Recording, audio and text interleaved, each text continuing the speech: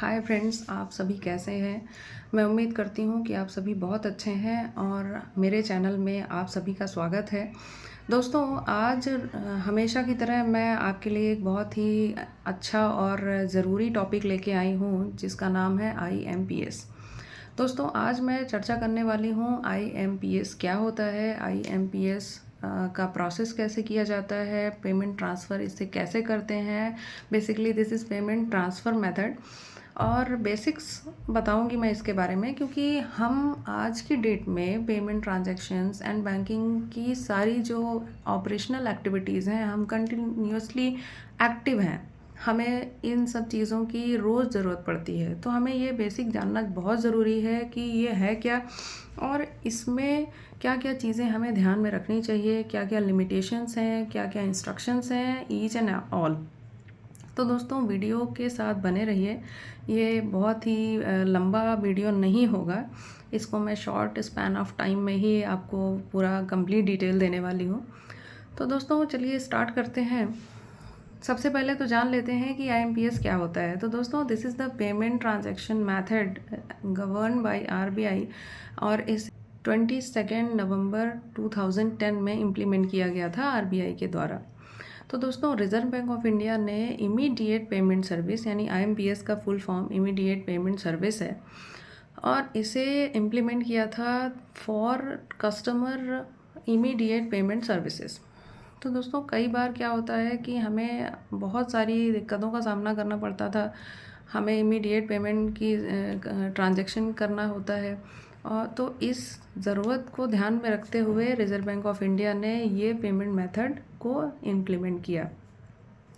अब IMPS का जो डेली का लिमिट है वो हम कैसे और कितना पैसा ट्रांसफ़र कर सकते हैं। तो दोस्तों, IMPS में पहले 2021 के पहले 2 लाख रुपए पर डे तक ही हमें ट्रांजैक्शन करने की लिमिट थी।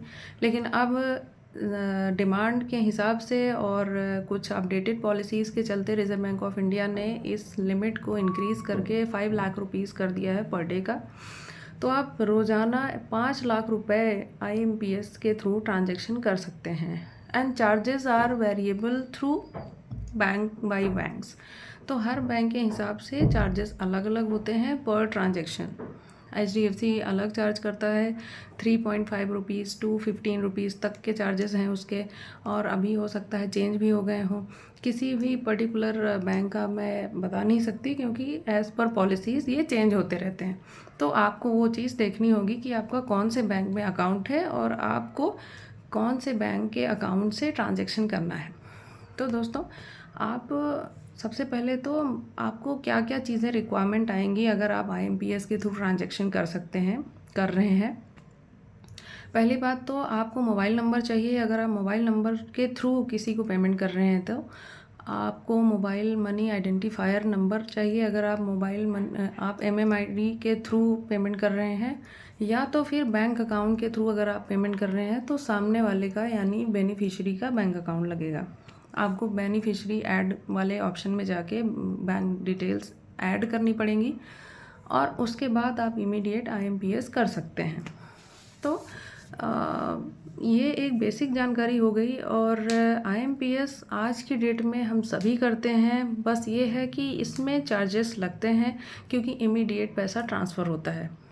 तो ऐसे ही अच्छे और ज़रूरी इन्फॉर्मेशन वाले वीडियोस मैं आपके लिए लाती रहूँगी और उम्मीद करती हूँ कि आपको मेरा चैनल बहुत ही पसंद आए और कोशिश भी है मेरी, लेकिन आपका भी सपोर्ट मुझे ज़रूरी है। मोटिवेशन मिलता है हमें भी और आगे के लिए। अगर आपके मन में भी कोई ऐसा टॉपिक आता है, आपको ऐसा लगता है कि मैं ऐसा कुछ वीडियो बना सकती हूँ, तो आप कमेंट सेक्शन में भी लिख के मुझे भेज सकते हैं कि अपकमिंग वीडियोस में कुछ भी आपके मन में अगर डाउट है कि आप कोई टॉपिक चाहते हैं कि डिस्कशन हो, तो आप प्लीज़ उसे मेंशन कीजिए।